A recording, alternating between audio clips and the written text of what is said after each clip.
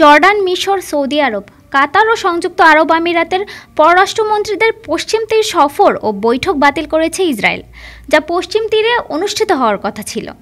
এই সফর বাতিল হওয়ার জেরে ইসরায়েলের ওপর ক্ষোভ প্রকাশ করেছে আরব দেশগুলো। এক প্রতিবেদনে কাতার ভিত্তিক সংবাদ মাধ্যম আল জাজিরা এ তথ্য জানায়। আরব দেশগুলোর মন্ত্রীরা এই সিদ্ধান্তকে অভূতপূর্ব ও উত্তেজনাপূর্ণ বলে নিন্দা জানিয়েছেন। এক বিবৃতিতে তীব্র ক্ষোভ প্রকাশ করেছে জর্ডানের পররাষ্ট্র মন্ত্রণালয়। এই সফরে আরব দেশগুলোর মন্ত্রীদের পরিকল্পনা ছিল ফিলিস্তিনি প্রেসিডেন্ট মাহমুদ আব্বাসের সাথে সাক্ষাতের।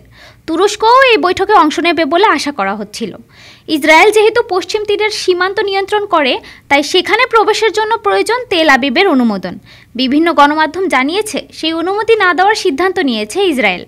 ইসরায়েলের এই সিদ্ধান্ত আরব বিশ্ব ও পশ্চিমা দেশগুলোর সাথে সম্পর্কে নতুন উত্তেজনা তৈরি করতে পারে, বিশেষ করে যখন ফিলিস্তিনি রাষ্ট্রের স্বীকৃতির বিষয়ে বৈশ্বিক আলোচনা চলছে। ফিলিস্তিনি নেতৃত্ব ও আরব দেশগুলোর এই নিষেধাজ্ঞাকে ইসরায়েলের একতরফা নীতির আরেকটি উদাহরণ হিসেবে দেখছে।